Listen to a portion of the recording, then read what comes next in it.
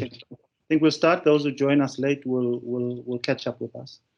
Welcome again to all of you to the launch of the FinScope 2021 results. We haven't had a FinScope launch, so and we haven't seen each other for a while. But I recognize the faces of people who have been associated with our work, and we consider most of you friends by now. I think the last time we launched FinScope was in 2019, before COVID.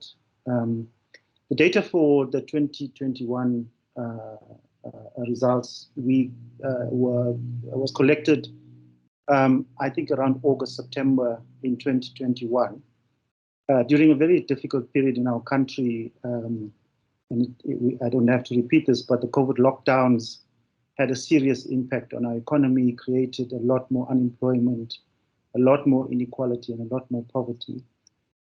We also had the what we're calling now the riots or the unrest that happened in July last year in KZN and Gauteng mainly, that saw 300 people killed and approximately 50 billion worth of value destroyed, mostly within the SMME sector. Of course, through all of this process, through all of these events, the poor suffer the most, especially women.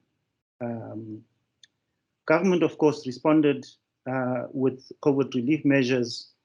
I think the biggest one from a social perspective was the SRD 350 grants that were introduced and have become quite widespread.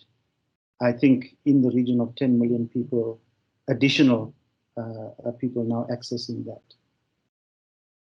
To say our country is going through a difficult time is an understatement, and not even to mention the war that's happening on the other side of the world.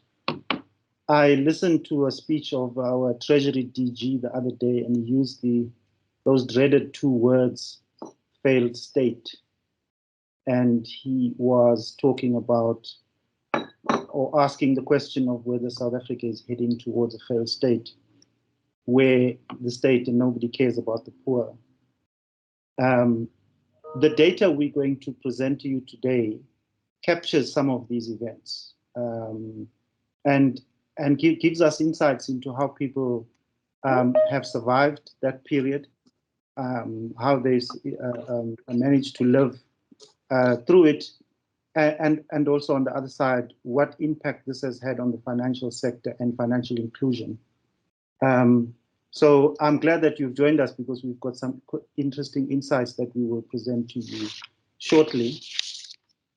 But before I go into the agenda that's on the screen, Finmark turns 20 years old this year. We are very excited about this important milestone of making financial markets work for the poor in South Africa and the SADC region for 20 years. And I'm sure you've noticed our new logo that is on the screen. Thanks for clapping. I'm not sure who that is. But we are very, very excited about that. The first FinScope was conducted in South Africa in 2003. And as part of recognizing our 20-year journey, we have done an analysis, a trend analysis over 20 years of FinScopes, because we've conducted FinScope in South Africa every year, to give you a sense of how financial inclusion or the financial sector has changed over 20 years. That will come in the presentation that we have. So with those few words of introduction, I'm going to introduce the agenda. We're going to have the results presented by Jabulani Khumalo, who is part of our FinScope team, affectionately known as Mfundisi in our office. He will present the results next coming up. We will then, after the results are presented, we will have 3 breakaway sessions. One on social grants to understand what has happened in that space. The second one is on digitization. And the third one is on funeral coverage and usage. My colleagues who are listed in the agenda are going to facilitate that, all of those sessions, and you'll get to meet them a bit you'll get to meet them in those sessions. We will then have a brief feedback session and a wrap-up afterwards. We are intending not to keep you here beyond, I think it's 11 o'clock on the agenda. So that's the program for the next 2 hours or so. We will now just look at some house rules before Mfundisi comes in. So because there's so many of us, it's going to be difficult to get you all to raise your questions in the plenary yourselves, speaking that is. So feel free to post your questions in the chat. We have a team from the FinScope team who will respond to all of your questions real time as we go along. So please do feel free to ask any questions you want. We will share the recording and the presentation after this event, immediately after. I'm hoping our comms team will get it to you hopefully before the end of the day, or at least before the end of the week. We also, for the breakaway groups, we requested you via email to choose your breakaway groups, but not everybody has done so. So if you can, in the chat, please post the breakaway group you want to go off to. We can then allocate you. So as Mfundisi is presenting, which will take about 45 minutes, you have enough time to make up your mind and to post it in the chat, and someone will allocate you there. I think those are the house rules. We have disallowed your mics, and so as I say, please use the chat. We will move to the main attraction of the agenda now. Jabulani will present the 2021 FinScope consumer results. Jabulani, over to you.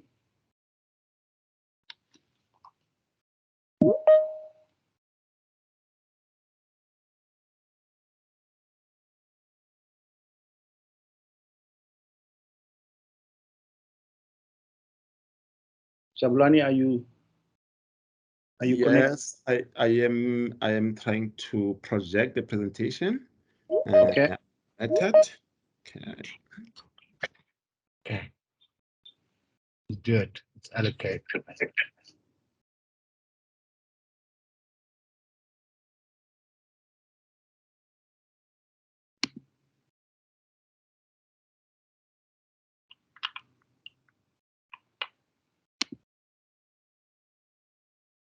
Can we all see the presentation?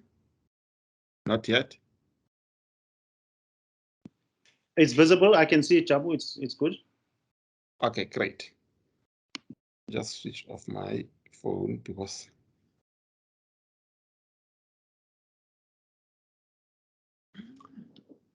Thank you so much, Chief, for the nice intro. Let me just greet everyone who's here. And I will attempt just a few languages. Abusheni, Sanbonani, Dimachilo, Nihuemore. Ladies and gentlemen, it is a great pleasure for me to present FinScope South Africa 2021 results.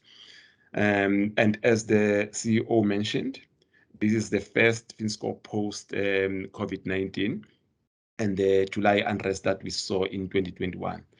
So let's just see what is the mood, what are the perception, and how did these two events affected the financial inclusion overall. So in doing that, we have structured our agenda into the following 3 clusters. And the first one will combine the FinScope South Africa survey objectives, methodology, and also try to understand South Africans' profiles and challenges, mainly coming from those 2 events that we have alluded to. Then we'll try and understand consumers' needs and coping strategy. And lastly, the last 2 sections will be looking at the financial inclusion journey in the past 20 years.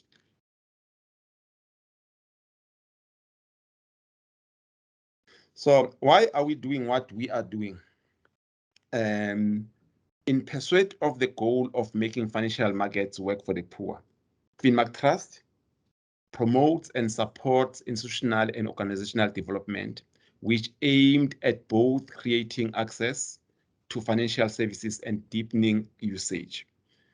And therefore, FinScope survey, it's one part of FinMark Trust initiatives in doing that. And FinScope survey creates an understanding of consumer perceptions and behaviors by exploring either individual or small business owners' interaction with the financial sector as a whole. I think consumer surveys have been implemented in 36 countries up to date, and South Africa survey is implemented on an annual basis. And a big thank you to our partners from the banking, insurance sectors, industry bodies, policymakers, and regulators. So FinScope South Africa Consumer 2021, to be specific, was designed to determine how individuals 16 years and older manage their money, the extent to which they use financial services, and to monitor the changes in level of financial inclusion over time. Additional to that, we also wanted to assess the impact of the pandemic. So specifically, the objective includes understanding the access to use and demand for financial services, whether it's formal or informal over time, tracking uptake and usage of financial products, identifying how well the financial markets are currently meeting people's needs, and at the end, we create platforms to engage these fundings for evidence-based programs. Now, looking at the methodology, we spoke to 5,664 responded, and it was a face-to-face interviews. Others will then recall that in the previous years, we had around 5,000 interviews.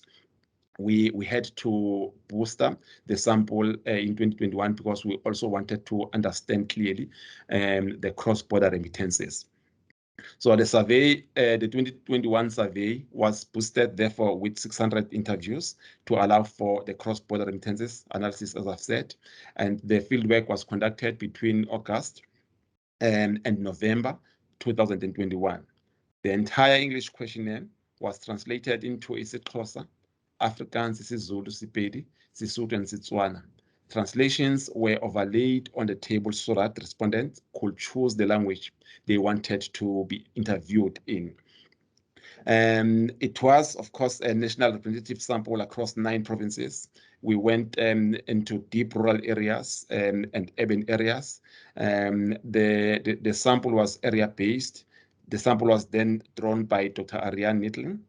And to identify the actual respondent, we had to do further random levels of sampling, including the household random selected within each EA. And then when we have selected that household, we'll then randomly select the respondent. As I've said, it's 16 years and above. We were using a Kish grid to randomize the selection.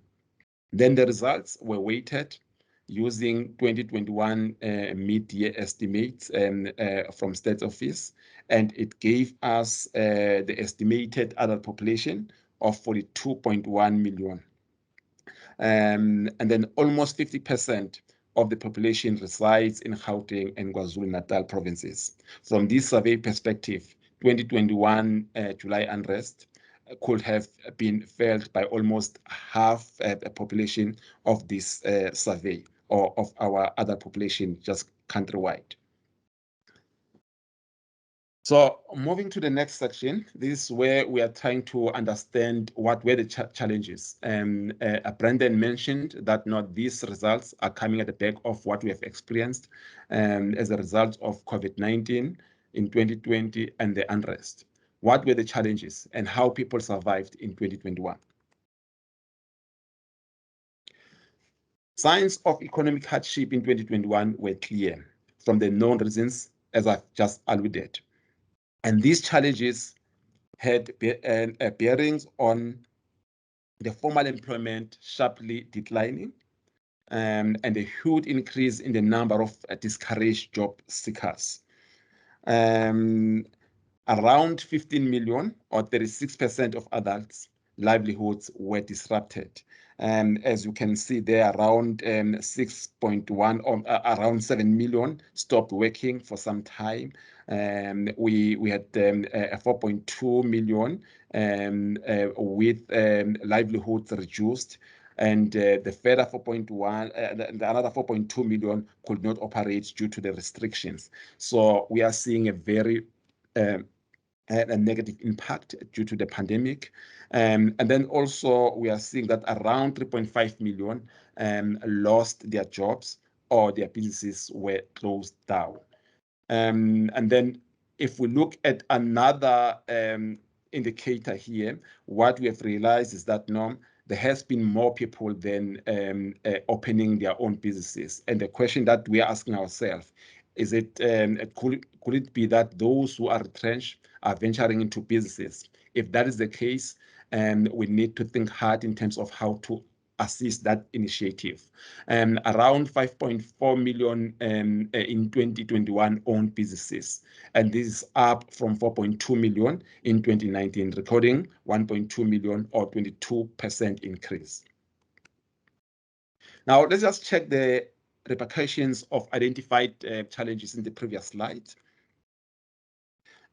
We are aware that the effect of the struggling economy is that people tend to have greater need for day-to-day living expenses. And as a result, you can see there that more share in the wallet is going towards the living expenses, but also the income is squeezed and is not enough to meet day-to-day living expenses. And then another trend that we are seeing is that more people then are relying from the family members and friends to assist, and this, we think, it's putting pressure on other family members to share income with the struggling families, but also opening space for lenders such as Mashonisa to assist where they see the business opportunities. All this making it difficult to build generational wealth, more especially for your professionals segment.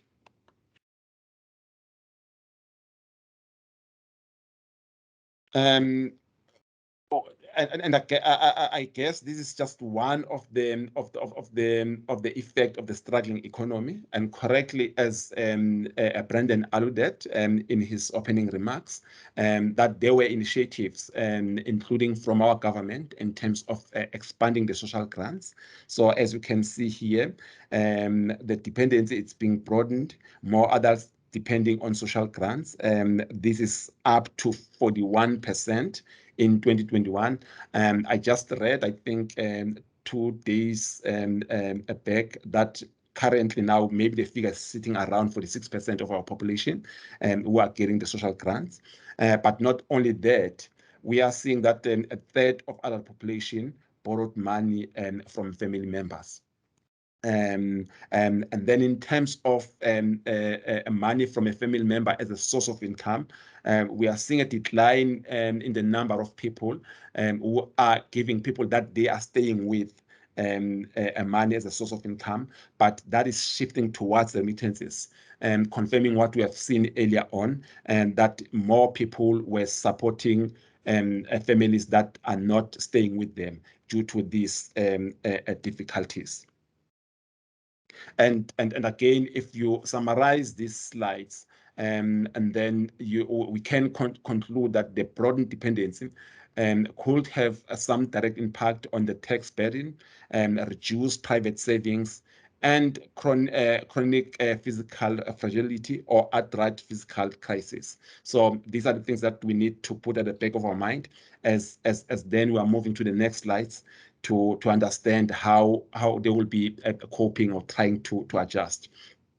This is just one important slide again, which confirms that due to COVID-19 lockdowns and other restrictions, people spend less on outdoor entertainment. Some invested more on home entertainment. To be specific, you will see that there is a reduced spending on entertainment, but home entertainment it's stable as the subscription to satellite TV remained around 60% mark, and we are seeing more people using a budget, probably to cut budget and managing money in difficult times. And then the internet usage at homes, it's up, driven by the e-learning and working from home, and as we have said, the home entertainment. Now, let's look at the consumer needs. As we all know and appreciate that consumers choose financial services and products based on their needs, which are reflected in their use of available solutions, either formal or informal. The use case will then be discussed in the next sections, but we just want to highlight key needs that may be influencing micro changes in the financial inclusion, and as we are overlaying this against what we have just explained, the difficulties that we're experiencing as a country. Now, this analysis shows that more adults are faced with financial needs towards investment goals, receiving remittances, meeting day-to-day expenses, and managing shocks. The needs assessment correlates with the painted picture in the previous sections, confirming a bleak economy. Just to be specific, 77% of South African residents are working, or they have a desire to meet their future goals, which is up from 56% in 2019. So I'm saying this is a desire because the majority of them are not meeting these goals due to the challenges that we have experienced in the past 12 years. But also, we will check from those who are doing something, what will be the devices that they are doing to meet those goals.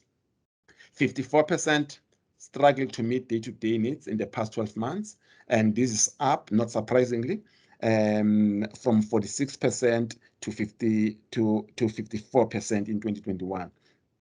And then around 50% of our population experienced a shock that negatively impacted them financially. And then the top three, we'll see in other section that the top three included death in the family member, serious sickness or health problem, and losing a job or business closing down. And this is not surprisingly, given the events that we have just alluded that happens in the past 2 years. And then lastly, I think as number two, we have then seen in the previous section that there has been then a need to transfer money to the struggling families. So it's part of that, of the current needs of adult South Africans. Just to expand on the desired goals, we are looking at the top two, which is the housing and SMME financing. If you look at the housing needs, you will then see that around 44% of adult population, or 18.4 million adults, have these goals of either buying or building a new house, buying a land, buy or build a house to rent it out, or to move to a better house. And from these 18.4 million adults, I think it's only 7.5 million that are doing something to achieve this goal. When you break down this 7.5 million, you will then find out around 2.3 million are using credit, and further 2 million use savings. The rest of the 3.2 million use non-financial means, which will include doing extra jobs, cutting down on expenses, or selling asset or livestock to achieve that particular goal. Additional to this, which I think it's a good thing, is the SMME financing need. 17% of South African adults would like to start or invest into a new business. I think this is good if it can materialize. So when then you further look at that 17%, you will then see that not 20% or 1.4 million of these adults just got retrenched or their businesses were closed down. And only 3.7 million are doing something on fulfilling this need, but majority using non-financial methods and 22% using both credit and savings. And here, the credit that we're having and the savings that type of thing that was having do not support this initiative. Now, how South Africans are coping and closing the needs gaps. We just presented the challenges that we experienced as a country in 2021, and also brought the picture of the consumers' needs. Then let's check then how are they closing these gaps. And here will be overlaying these challenges against the usage of financial products and the services.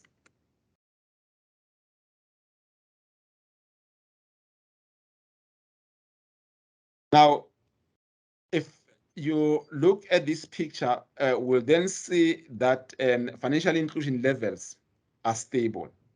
The financial inclusion in 2021 is sitting at 91 and 94% of adults who are financially included, and it means it's stable compared to 2019. One then will then say one thing that we are learning here is that despite the challenges that we are seeing, perhaps the financial systems are very resilient towards these shocks, as you can see. But then if you drill deeper, you will then see that the makeup has changed, driven by consumer needs in a struggling economy. The first indicator, which we have already alluded in the previous sections, is that the remittances went up by 17% since 2019. This is not surprising given the high dependency rate among families. And then the other one on credit show that despite the financial woes created by COVID-19, economic effects, the number of South African credit active number has increased by 4 percentage points in 2021 since 2019. Surprisingly, savings are slightly up, but what drives this uptake? We'll unpack that in the next 3 slides. The bank population remained at 81%, strengthened by the increase in social grants. Insurance dropped by 4 percentage points.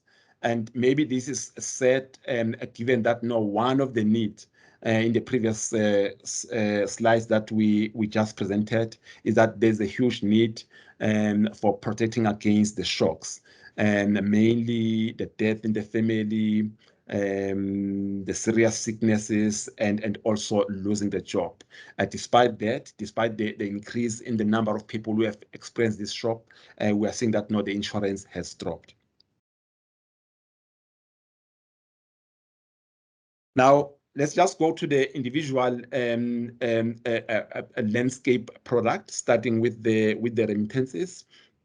We have already said that as COVID-19 devastated families around the world, remittances were key in providing critical lifeline for the poor and vulnerables. More people remitted money, that is either sending or receiving money in the past 12 months, as shown in this slide. When then you look at the increase, we have already said it's up from 37% to 56%.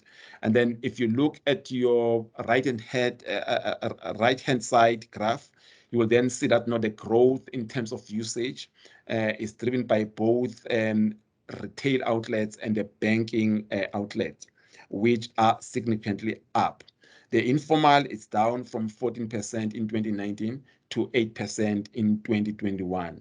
And I think both of these trends have marks of COVID-19 restrictions.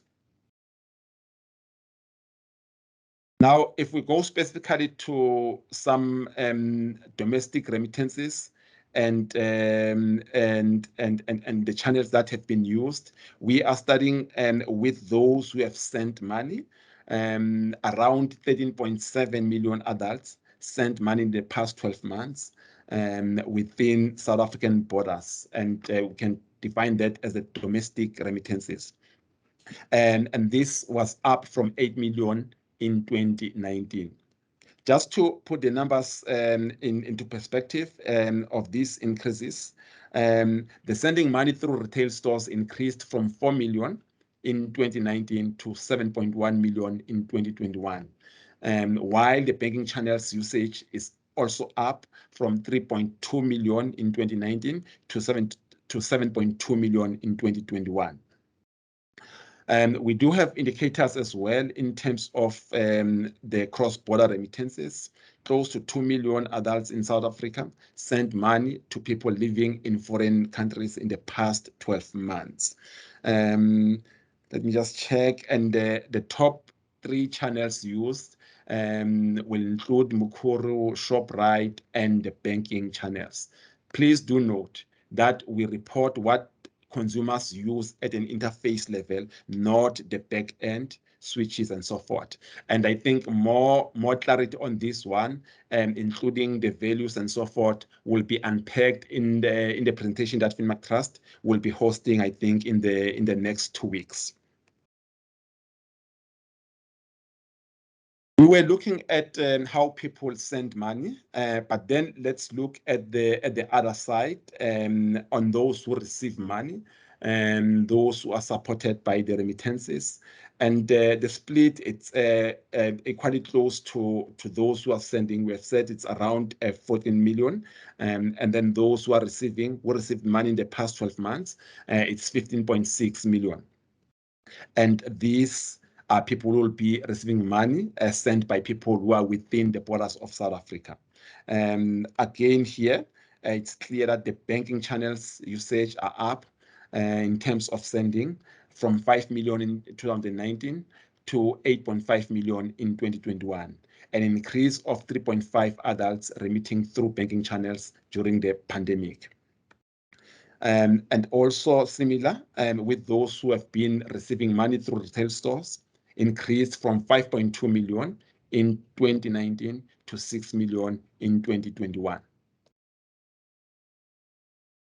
It is around 500,000 adults who claimed that they have received money from people living outside South Africa. If you check again the frequency, around 53% of them, that will be 260,000, receive that money on a monthly basis. Contrary to South African residents who send money outside SA, mainly through Mukuru and ShopRite, for those receiving banking channels are mostly used cases. Now, moving to the credit space, we've already mentioned in the first slide of these indicators that more people were credit active in 2021. That is an additional 2.6 adults since 2019, which then makes around 29 million credit active consumers, and this despite the financial woes posed by COVID-19. But if then you look at the makeups, the dynamics of this, you will then see that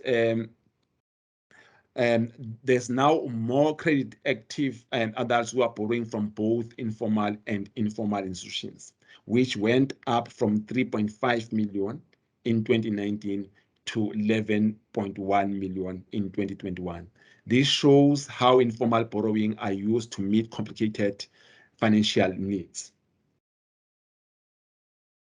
And also alluded in other slides that there's now more adults borrowing from family members. Simultaneously, there is an increased burden on professionals to share their salaries with family members till nothing left to save or invest.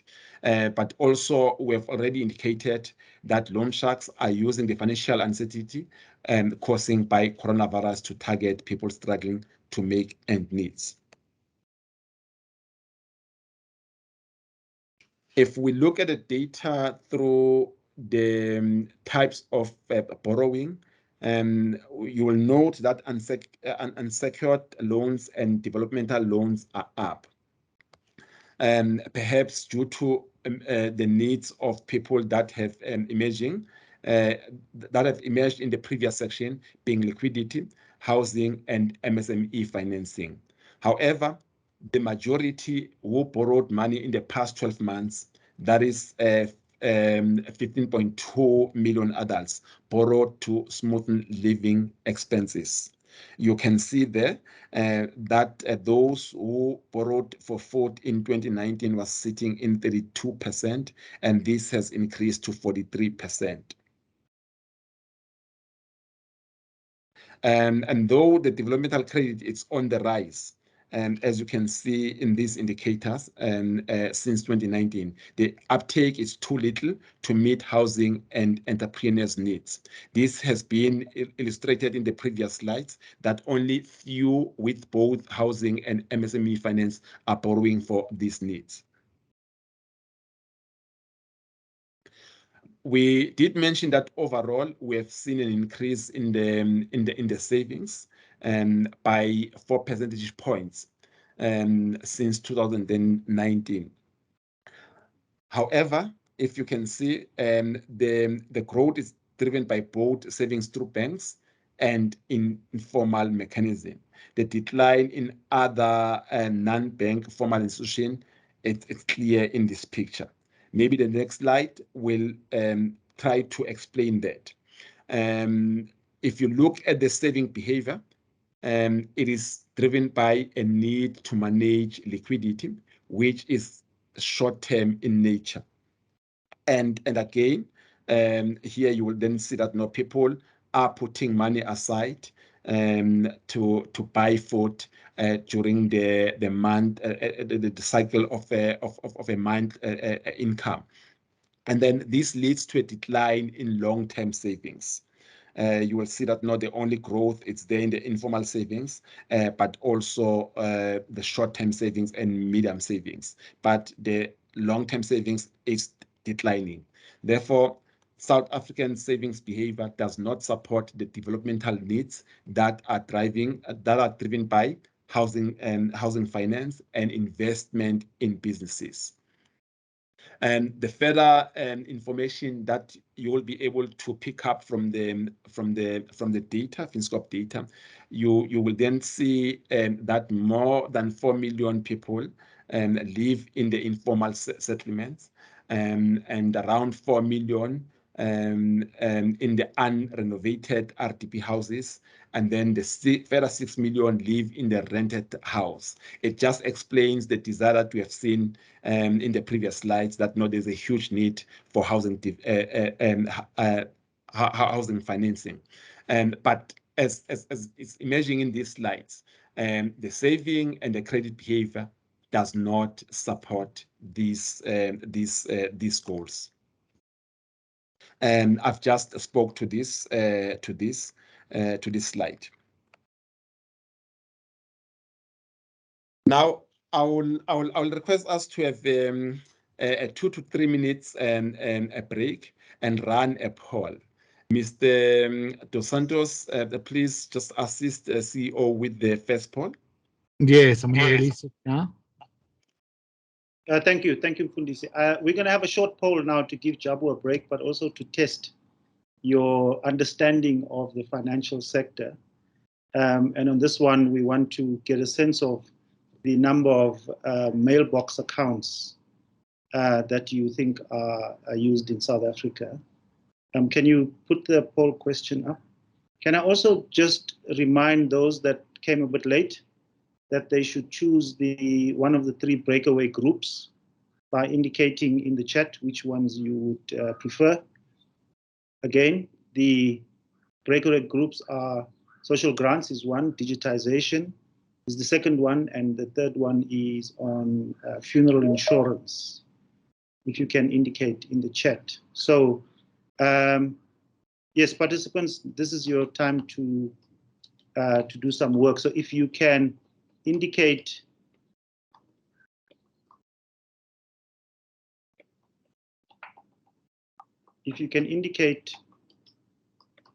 Michael, I can't see the question properly.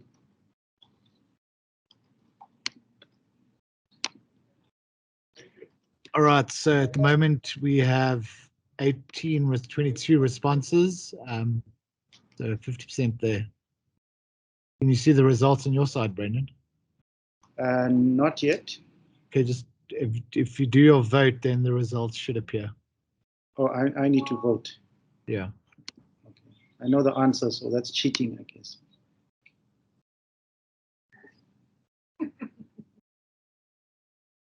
%21% have voted. Can you please vote, colleagues?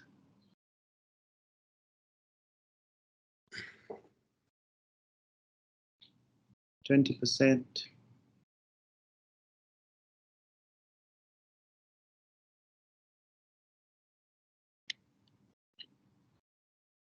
Are we still voting?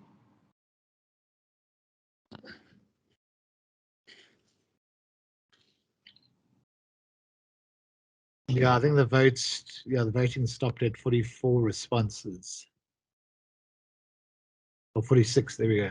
Let's get up to 50%.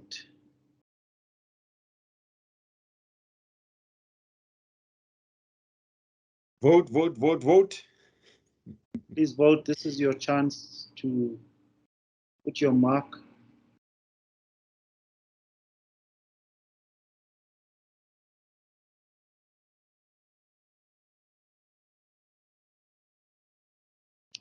I think that's good enough, Michael. I think that's good enough. So 43% said 11.2 million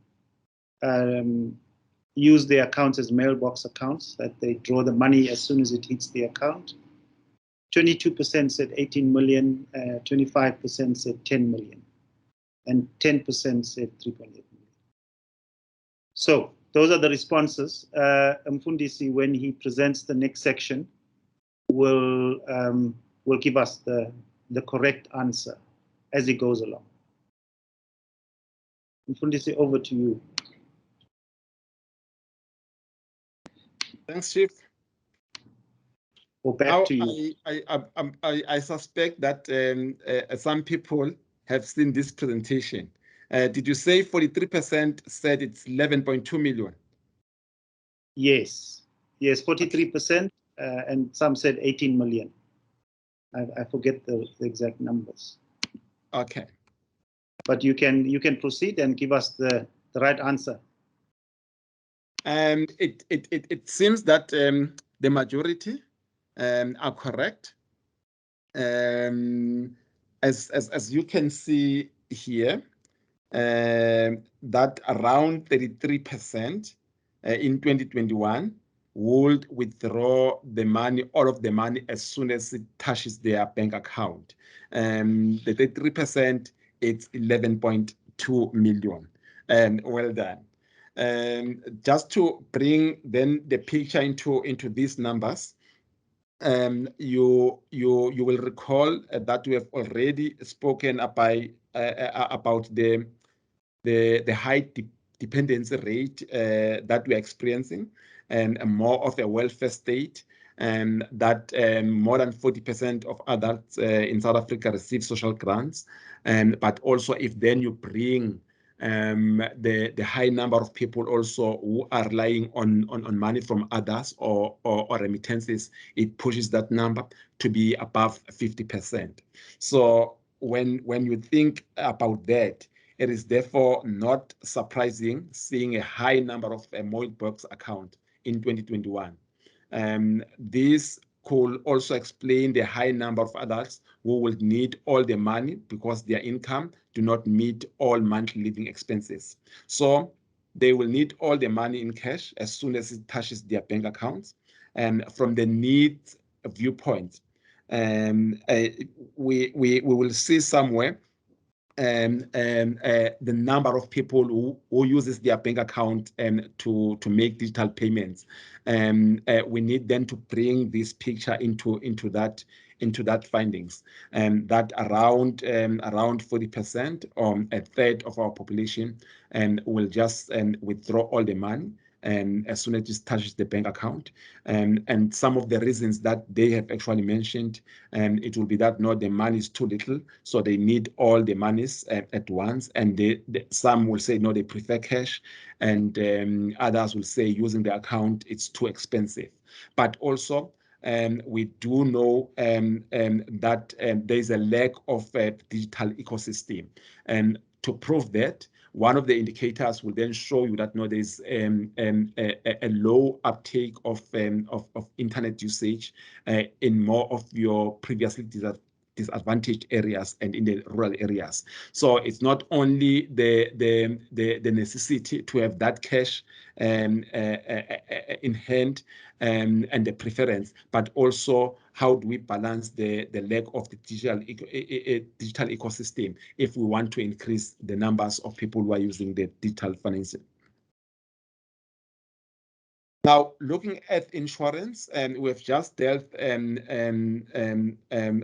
the remittances, the credit savings, and the impact on the banking usage, and looking at the COVID-19 and other challenges.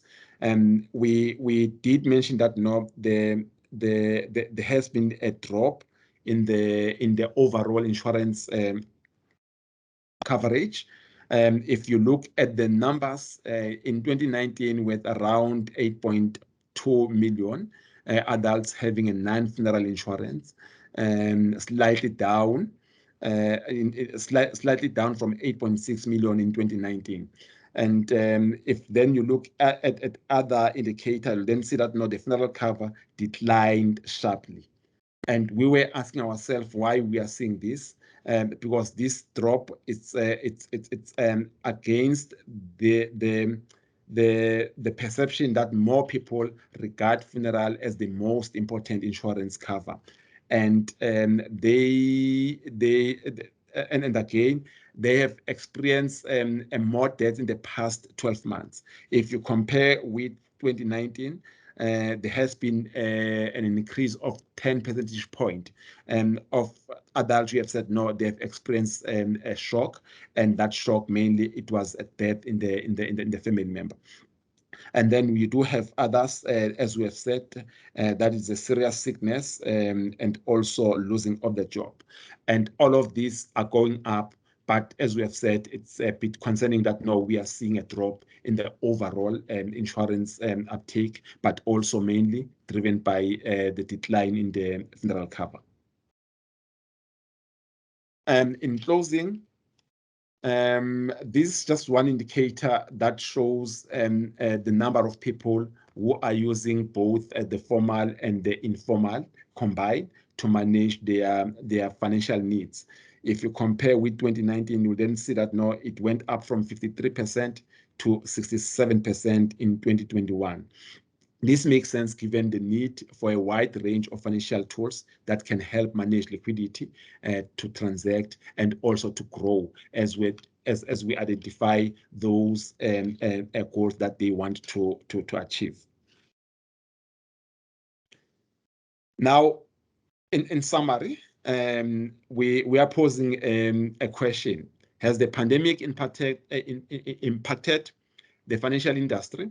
Probably yes. We have seen a fall in employment, and tied with increased government, social, and family member support. This means greater dependency across South Africans. The most vulnerable groups or groups most affected are the unemployed. Also, employed adults' livelihoods were affected in different ways.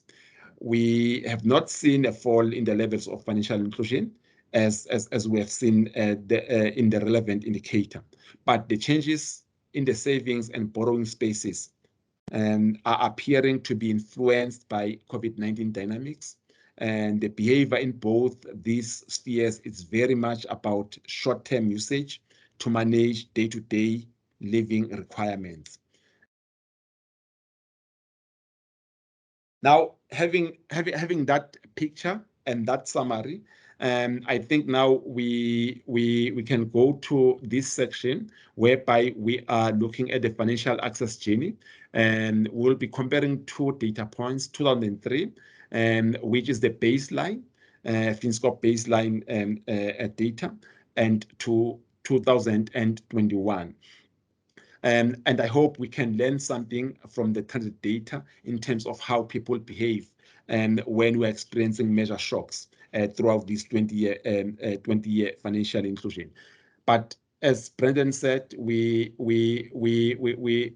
took the opportunity of this to be in line with the spirit of celebrating FinMark Trust 20 years, making financial markets work for the poor. Maybe again, Mr. Dos Santos, before we can go through the stats, can you give us the second poll? We've got 3 polls just to introduce those numbers. Please assist. All right, thanks, Job. I'm going to release it now. Just give me a minute.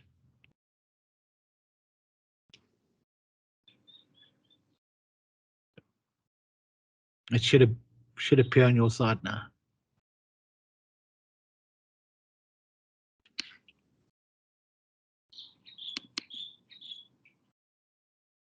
I don't.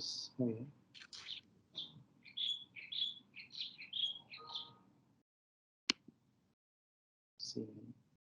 If you don't see it, there we go. It's popped up. Another alternative is just to use your chat box. The polling is available in the chat box as well.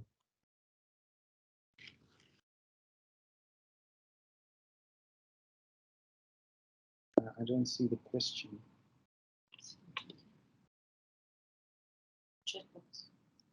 It's coming now. Now it's coming. Sorry, Mike, there was a bit of a delay with the poll coming through. Yeah. I can see it from my end. Yeah, it takes about a minute to come up. Yeah. And I voted.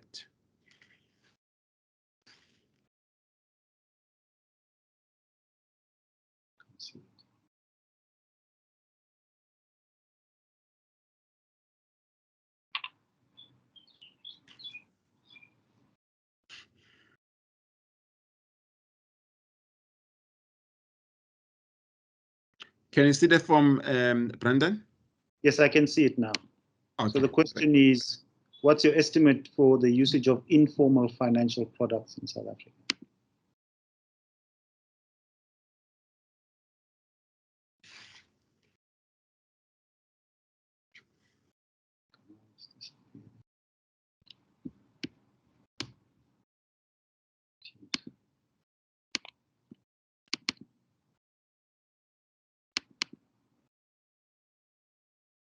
Michael, you'll have to give me a running commentary. I can't see it again. All right. So yeah, we have 50 responses in. That's good.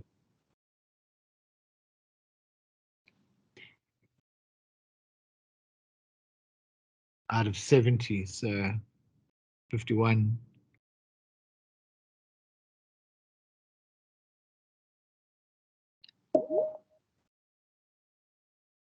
So 43% say between 60 and 69%. Yeah. 20% between 50 and 59%, 13% between 40 and 49%, and 17% between 30 and 39%. Okay, Mfundisi, you can continue. Give us the results. Thanks for voting. Your vote counts. I think again here, the 43% is correct. So even with the first one, the 43% was correct. We will have to investigate this, Chief. Yeah, I think the results may have been leaked ahead. We'll investigate it later. To the selected majority. But let's just start by confirming the correct stat. 28.5 million or 68% of adults are using informal mechanism in 2021, 2022, recording 27% point increase since 2003. But if you look at the overall indicator, you will then see that more South Africans now access formal financial services and products. If you look at the formally served, it went up from 54% in 2003 to 91% in 2021. The bank population in 2003 was at 40% or 11.4 million, which doubled in around 20 years to 81% or 33.9 million in 2021. The usage of financial product or service from other formal non-banking institutions have also significantly expanded the access. As we have just alluded, that close to 70%, or to be specific, 68% of adults in 2021 use informal mechanisms. So the informal mechanisms remain key component of financial devices, often coming handy in meeting consumers' growing and complex needs. And the exclusion has been significantly reduced in 2021 when you look at the two data points.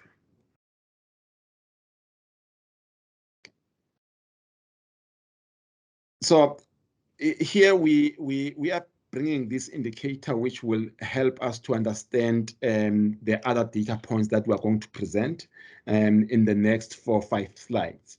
And here we're just looking at the formal employment and also those who are owning their own businesses. If you look at this slide, you'll see that the formal employment never hit a 40% mark throughout the years. And it also showing drops in the years after shocks, and that will be the recession and the COVID-19 pandemic in 2008 and 2020 respectively. And then the other line graph there at the bottom, it just shows how we also behave after these shocks. You will all remember that during 2009, 2008, around 1 million jobs were lost. But again, just a year after that challenge, we saw just an increasing number of people who started their businesses. Similar trend we are seeing in 2021. After losing, we have seen the previous slides, that FinScope suggests around 3.5 million adults who were retrenched in 2021. But also we are seeing more people trying to venture into their own businesses. Now, how did the financial inclusion financial inclusion behave throughout those years? And again, here we have highlighted these 2 events, being 2008 and 9, and 2019 to 2021. If you look at the trend there, the stable financial inclusion levels during or years after shocks show how resilient South African financial sector systems are. But then we've been saying, what happens beneath the stable financial inclusion?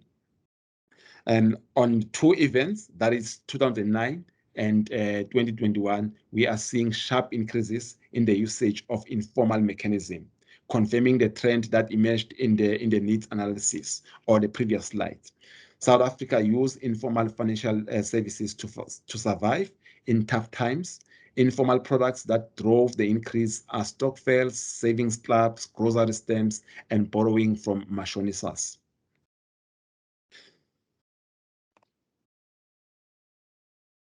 Now, we have just seen that the level of financial inclusion, the access has been really expanded in the past 20 years, but we did not only want to leave it at that level to say we have created the access, and then we are saying what is the usage, is the access deepening enough?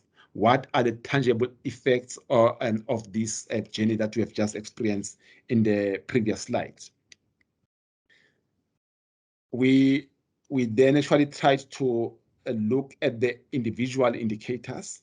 Already we have confirmed that the banked population went up from 40% to to 81% between these 2 points of data. And we know there has been some initiatives which accompany that, including the Mzansi accounts, including the single agency social grant system, and also the consumer credit build among some of the drivers initiatives. Then you'll see that on your left, the formal credit as well shoot up from 27% in 2003 to 71% in 2021. Now, as we have seen that more people had a bank account, we are also seeing that the increase in the number of people receiving income digitally and creating a conducive space to push DFS went up. And so people who are receiving their livelihoods or income in 2003 was sitting in 34%. This increased to 69% in 2021. And this trend created a conducive space for digital financial usage. And again, you will see the increase from 14% in 2003 to 55% in 2021. And then another indicator there in your extreme right, it just show what we have already seen in the previous slides, that the remittances went up. But here it's more on the formal remittances, which went up from 33% to 52% in 2021.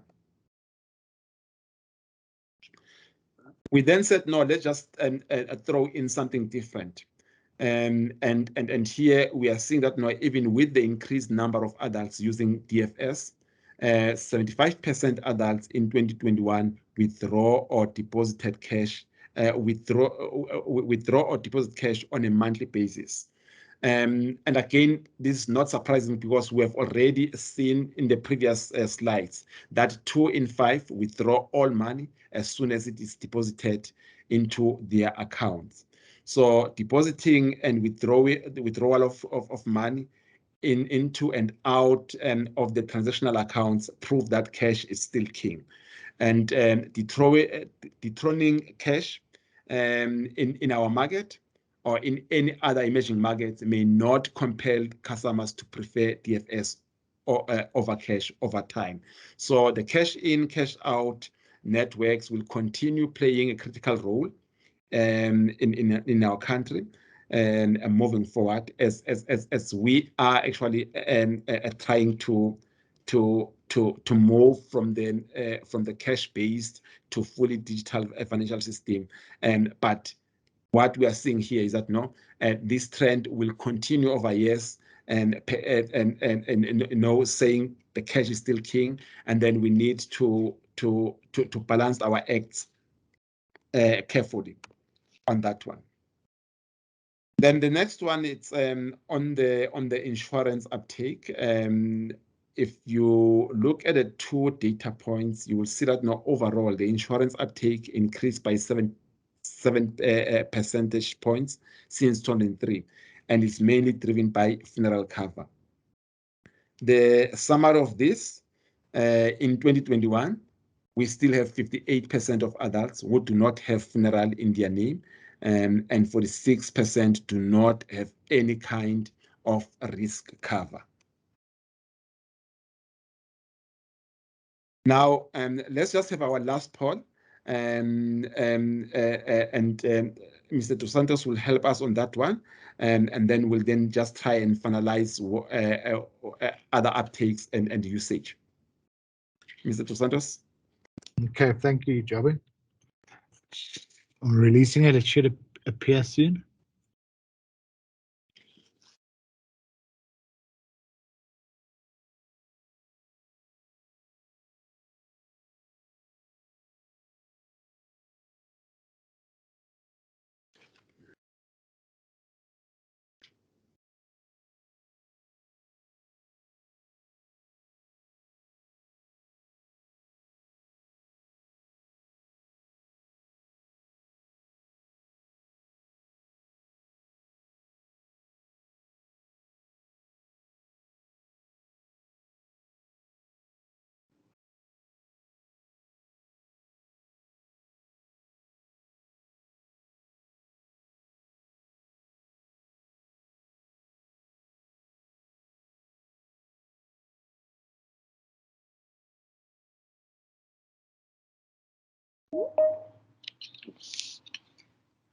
We need a few more responses. We need a representative sample here for the results to be credible.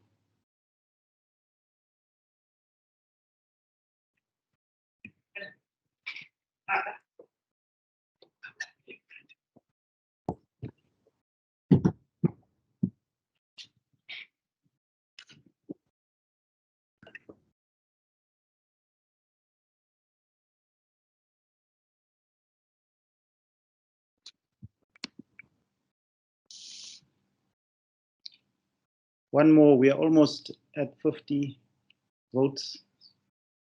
Okay, there we are. Mfundisi, you can take it from there. It seems they didn't have the answers after all. Mfundisi. Yeah, I think we can withdraw our. Yes, what we have said earlier on to say probably the results have been leaked, because on this one, less than 10% that got it right, and I think that means that no, the expectations actually are very high, when it comes to non-funeral insurance sector to be doing good. So let's just see what the results are saying. Overall, the non-funeral insurance, including both life assurance and asset assurance, declined by 5 percentage points over the period of 20 years. So just judging by the number of votes, majority saying it increased by 10%, and only few 6% actually get it right. It means the expectations are very high from the financial sector. But not only that, on this slide, we have also included, we are looking at the formal savings and the asset insurance, which remained flat for the past 20 years. And also including the overall non-funeral insurance. It will then mean that these type of financial products heavily rely on income spectrum. The only way to increase is to get the formal employment maybe going over the mark of over the 40% mark, and other drivers could be affordability or increased insurable markets. How are we going to achieve that? I guess maybe it will be one of the discussions in the breakaways rooms that we're going to have. But just to check what drove the decline in the non-funeral space over the period of 20 years, you will then note that it's the continuous decline in the life cover and the medical cover. You will have seen the previous slide that the asset insurance remains stable over the years. We have already spoken about the informal going up. We just thought that maybe let's just bring this here to show that the savings through stokvels and borrowing from money lenders, your loan sharks, mashonisas, are driving that increase. I don't know whether we should start calling the mashonisa, the loan sharks, as angels, as some calls them so. Because they are saying they often come in handy when people are experiencing challenges. But we also know what are the challenges and which goes with this. And as we have said, I think around between 5 to 7 million adults in 2021 were borrowing from mashonisas. As I've said, if you look at overall, in terms of the access, I think as a country over the period of 20 years, we've done well in terms of creating access, and the transitional accounts have been the key driver, and also allowing some people and almost above 50% of other population to do the digital financial services. But what is the depth of this financial inclusion? So this is another indicator that we are bringing to understand that. And in understanding it, we are looking at the five components. One being whether they do have the number of people who are having the transitional accounts and being credit active, but also having a savings account. And then lastly, are they able to protect themselves against potential risks? So from there, we then said no, and we segmented the included people to say how many of them are having one or less, and 2 or 3 and above. And if you look at the 2003 data, you will then see that around 58% of the included population had one or less or nothing in this of these products. And then 2021, the number has reduced to 28%, which looks great. And given the access and the availability, you will then see that South Africans prefer to use more if there are those options. One or less, as I've said, one or less decline from 58% in 2003 to only 28% in 2021. So more adults are using more than one type of financial product landscape. And as we have seen that it risen sharply, reflecting the interlinkage between the transactional accounts, digital apps, and the funeral providers and credit active consumers. I think we can say no, we are doing really well. But if you then consider that South Africa is an unequal nation, you will then be tempted to bring some segments into this. And if you bring the segments here, and we're using, let me just check, it's 5 segments, and being those who are low income earners, and the description here, it will be those who are getting the income which is less than 1.5 on a monthly basis, and the informal economy, they will be between 1.5 and just less than 3,000. And then we have just grouped the SASSA grant recipients on their own, and then we are having the entry job markets. So this will be the more formal employment, but just starting at the minimum wage income, and just below 10,000, and then we've got the core middle and the upper income. Then when you look at the previous trends using this, you will then see that 67% of the adult population is sitting on the left, meaning that they are thinly served. So you start seeing people using 2 or more than 2 products, which we can actually define that they are having a good coverage, from those who are earning from 3,000 and going up. This means that without improvement in our economical challenges or creating more affordable financial products, the bottom of the pyramid will remain or continue to be thinly served. And again, as I've said, the implementation of minimum wage could make a huge difference in terms of the debt trend. Now, I think in concluding, I would like just to sum up with the key initiatives that we are aware, which might have assisted in terms of creating and expanding the financial inclusion over the years. One of them being the bills that have been passed, including the Financial Sector Charter, and the initiative from the Financial Sector Charter in terms of making the targets more clear, the emerging of Mzansi, and the single agency social grants being finalized. And then from there, what we were doing since 2003, we were actually tracking these indicators, creating the space for the professionals, for the regulators, and for the policymakers, and the private sector to come together and discuss these issues and see how best we can impact positively the market system to benefit the majority of South Africans, which are still poor. So Having said that, I would like to close off with few remarks as conclusions. Just being the digital transformation, we have seen the digital transformation via transactional accounts, which created the conducive space for increased usage.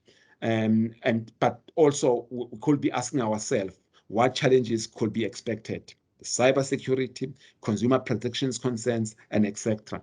We have also noted that cash is still king, and what could be the other underlying behavior? We said no, maybe it's due to the necessity, but we strongly believe that no, there could be other underlying behavior that influence the cash usage, and as a result, as FinMark Trust, we are having other qualitative surveys that we're implementing just to understand that space. We have noted that majority of South Africans' financial status has not improved, implying reduced ability to use financial services and products to manage their daily needs, cope with shocks, and achieve future goals, and ultimately deepen financial inclusion. Just to recap, COVID-19 has had a severe impact on high unemployment, more social grants, increased dependency on remittances, digitization on social grants increased the mailbox accounts, and the use of cash once the money is withdrawn. Funeral insurance increased, and the over the period of 20 years, and the non-funeral insurance is flat over or decline over 20 years period.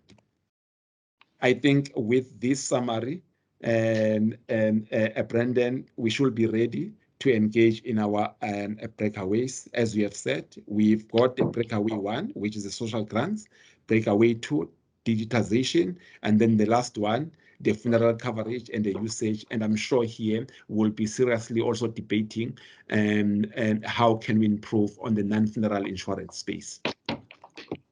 Thank you. Thank you very much, Mfundisi, for that good presentation. And you were almost on time. You missed your deadline by a few minutes, but I think that's good. Just to say again, this presentation will be shared with you.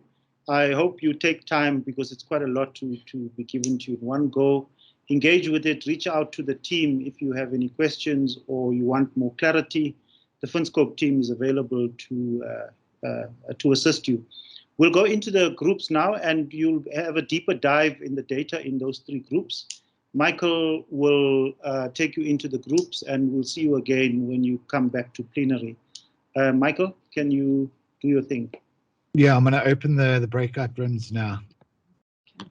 I've assigned everyone. There's about 6 people that haven't requested a breakout room, so the system will automatically just push you into whatever breakout room. If you're not happy, you can move back and then just post on the chat box, and we'll move you to whatever breakout room you want to be in. Okay.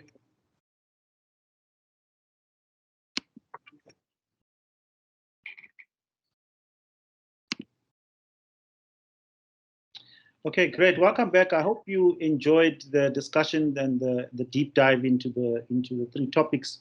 These topics represent ongoing programs that FinMark Trust engages with regulators and the private sector. So you'll be hearing about these topics going forward. Just an apology to those who had some technical glitches getting in and out of the different rooms. We normally use Zoom. That is a much better platform for bigger numbers. But because of demand, and many of you don't use Zoom, we are trying out Teams, and there are some glitches. So apologies for that. We are now going to have some brief report backs from each of the 3 groups.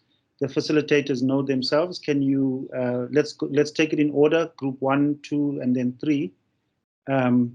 You're going to share a slide and then give us a brief feedback on the types of discussions you had in your group.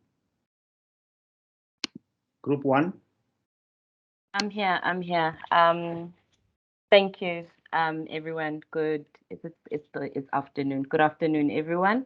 I'm Letsogo Mashego. Abel was taking the notes for the slides and he has technical issues on his end. So I'm going to have to speak without the slide, if that's okay. We had glitches, there's glitches. Sorry? Please proceed. Please proceed. Okay. Go for it. So our session discussed the social grants, and what we really wanted to understand, the key highlights that we highlighted was the number of grant recipients that we have, but also the income level, what they earn currently, and then coupled with that, looking at the financial inclusion journey to understand whether these individuals are particularly financially included, and what are the things or interventions that we as a group could think about as interventions that could then be introduced to ensure that this environment improves over time. I think a key consideration that we spoke about was the fact that there's implications in the growth that we're seeing, and it's important that as much as currently there's talks about basic income grant, it's not sufficient in the long run. In the short term, yes, it may be sustainable and people will benefit from it. But as we know, with the people that earn the 350 SRD grant, many of them will always raise the fact that it's not enough, which means there are interventions that should be in place to ensure that we empower grant recipients and enable them to be able to then create their own livelihoods in the long run. But this cannot be done by government on its own. It's a partnership between government and the private sector. A second area that we spoke about was the minimum wage, maximum wage that should be there, particularly because we see a number of individuals that are still within the grant recipient environment, but they earn more than what the minimum wage says. And I think a key intervention here was that maybe it's time that from a grant policy perspective, that thoughts are placed on this minimum wage. Is it even the correct one? Because you're saying minimum wage is applicable to what I, let's say, earn as an individual or what I and my partner earn, but you then don't consider the number of people that I then need to feed.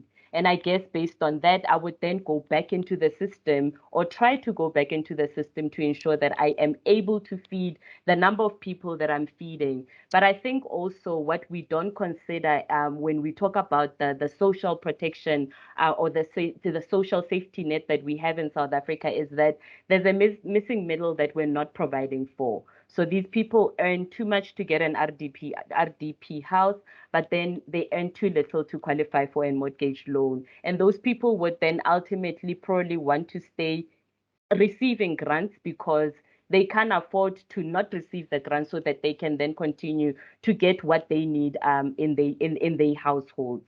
The last area that we discussed was the financial inclusion lens of these individuals.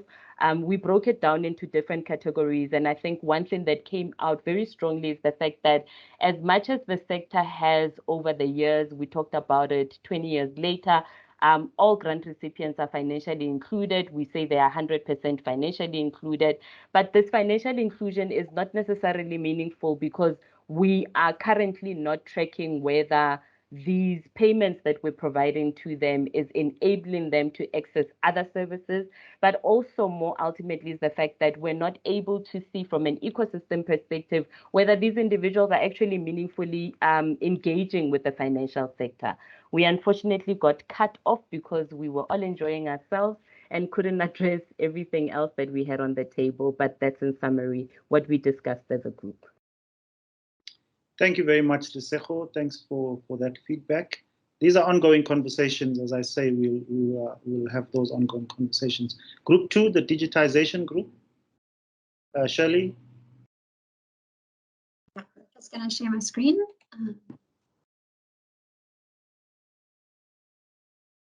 Okay, so we also could have spoken for longer, I'm sure. I'm going to start just with giving high-level key takeouts from the actual presentation on digitalization that we went through, and then we'll talk about what we discussed. So just as a high-level takeouts, the tools and channels for digitalization are in place for most South Africans. but there's still a very heavy reliance on cash. So we see that at least a third and potentially up to 2/3 of South African adults are doing their grocery purchases in cash, for example. 41% are receiving their income in cash, and of those 41% who are receiving their income in cash, 67% of them have bank accounts, and 25 million adults are withdrawing cash at least once a month. More people are remitting money, and it's largely through digital channels, but senders and receivers are most likely to be cashing in and cashing out. So 52% of domestic remittances are in cash, are cashed in, and 53% are cashed out. And then cross-border, there's even larger reliance on cash in and cash out, 81% cash in, 72% cash out. And then while access to and the relevance of the internet is growing in South Africa, the key limitation to inclusive internet remains the perceived cost of data. And there may be a growing digital divide with more people using basic phones and fewer feeling comfortable with their smartphones. So in our discussion, we had a few questions, but we didn't even get to all of them. So I'm going to start actually with the second point, because we didn't get anyone who disagreed with saying that it is actually important that people should be shifting to a digital option. We really do want to look at transforming the cost and helping people through digitization to actually be included in the economy, to have an inclusive economy that is aided through digitalization. And there was, I'm assuming, tacit agreement to that, because nobody really felt the need to say that, no, it actually doesn't matter that people are using cash when they have digital options. But what we did spend most of our time talking about was how to digitalize the first and last mile. And that really, we focused on cost as a barrier. And it actually, the discussion was really interesting, and thank you for those who gave their input. That cost barrier actually goes beyond the cost of data. So we actually know that data in South Africa is becoming more affordable, and there are certain kinds of deals that actually make it very affordable. But the cost is actually also linked to the cost of electricity, and electricity is going up. And so while data might be more affordable, electricity isn't, and we know from what we've seen in FinScope data that livelihoods are under more pressure. So cost is still a major barrier. And then there may be a kind of readiness barrier. So we got some interesting input from SARS, and they're working on their digitalization journey, and the kinds of insight that they received as they've been doing that.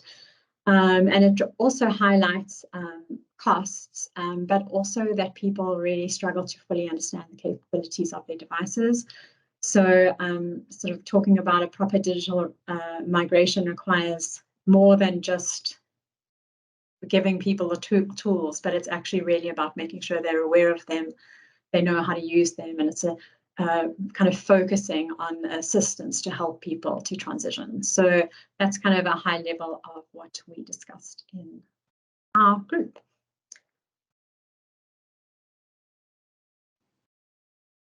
Thank you very much, Shirley. It seems like we all need more time to always.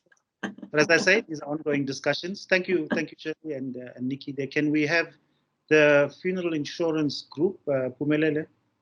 I'm not sure who's reporting back for you. I am reporting back. Over to you. Thank you so much, Brandon.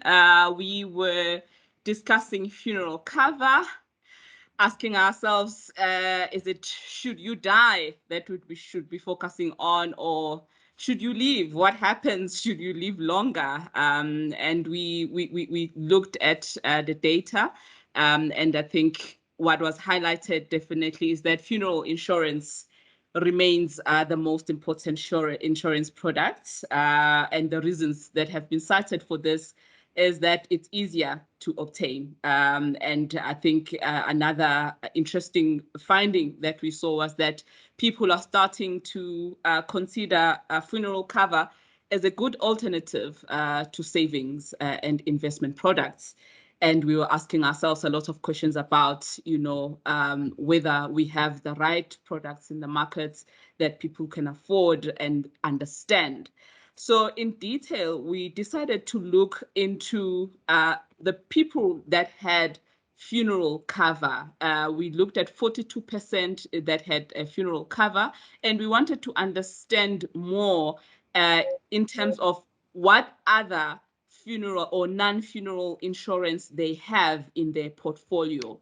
And we had a group, we assigned Group A, that was 13.2 million, who only had funeral cover, nothing else. And we had a Group B of 4.5 million individuals that had funeral cover and other insurance products that have been listed as important. What we were looking at is that you have a group of people that are facing similar shocks in life. They are both facing death of a family member as a shock, big sickness. It doesn't matter whether you are full-time employed, unemployed, they are all facing the same shocks in life. However, it seems there is a group that has better coping mechanisms in place. There are people who, if they lose or they were to be retrenched, at least they have some cover for that, and if there is a death in the family or a big sickness, they also have a cover for that. But you have a bigger group of 13.2 million people who are only covered for when they die or their family members die. And then we took another deep dive to try and understand what differentiates these groups. And we could see that for people with funeral cover only, it seems to be mostly dominated by SASSA grant recipients, child support grants, old age grant recipients seems to be the top of the group. People who are unemployed are part of that group, and also those who are earning less. They are the majority. The other group that has other better coping mechanisms, it seems to be, people who are employed, full-time employed, in private, working in private companies. They are highly educated, and their incomes are on the higher side of things.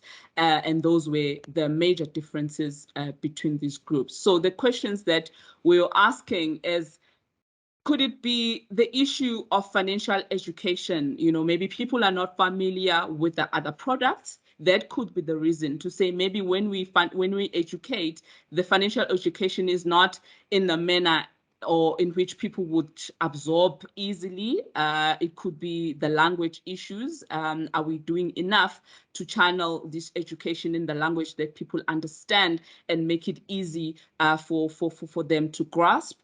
Are we dealing with the issue of product innovation in the market to say we can educate people as much as we want, but what if there is an issue of affordability in the market, or maybe there are products that are not suitable for their incomes? Can we do more in terms of looking at bundling products? If we see the funeral insurance as a most familiar product, what can we do to piggyback on this issue? Use the familiarity of funeral insurance to bundle with other products that people would appreciate, but again at the rate that they will afford, because currently we had again a debate in terms of how expensive it is to obtain other products. We also looked at maybe the way in which products are distributed, maybe funeral parlors, they are closer to where people are, and it's closer for people to just go and query about these and take up the funeral insurance.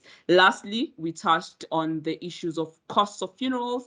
looking at the stats, how much people spend, and how now they're starting to associate dignity with flashy and expensive funerals, which is a topic, that we will have to investigate for another day. But those were the discussion points, and we feel that there is room to engage further to try and understand what more can be done to make sure that we serve the poor, because we cannot wait for everyone to be full-time employed or work in private sector to start benefiting from other products in the markets. Thank you. Thank you very much, Phumelele. That's your great discussions and insights. We're getting to the end of the session now. I hope this has benefited you, that you enjoyed your morning with us. Before we close, Lesego Mashego, who is the head of our South Africa Financial Inclusion Program, will close the day for us. Again, the documents and the recording will be sent to you, and please engage with our FinScope team. Over to you, Lesego. Thank you, Brandon, and maybe we should start with thanking you for being a great program director. But I think it's important that we highlight that 20 years on, as FinMark Trust, we continue, but we are not able to do this without your support, without your financial contribution as regulators, as policymakers, as well as the financial sector industry, but also your input into the questionnaire to make sure that we're able to ask the right questions that are required in South Africa and ensure that we're able to then make markets work for the poor, because as individuals and as organizations, we can assume that there's certain things that we should do, but without understanding the needs on the ground from a demand side perspective, then we generally will not be able to do this. And I think these interventions that we do through the FinScope, but also these discussions that we then have with you when we launch the FinScope, which is something that we will continue to do, help us as a community to make sure that we actually do start making financial markets work. I think it's important that we acknowledge the fact that we can't do this without the hard work that's put into the process by the FinScope team. They spend hours and hours consulting with various people, including yourselves on the call, to make sure that they're able to then roll this out efficiently and make sure that they're able to capture and present back to us what they found on the ground. To the comms team who have made this platform possible, who made sure that we had our polls on time, etc. Thank you very much. And I think because I'm standing between the end of the session and you probably going to your next meetings, let me not waste any further time and say to everyone, thank you so much. FinMark Trust appreciates your support, and we hope that you will continue to do so in various avenues that we will reach out to you on. Thank you, everyone. The session is closed.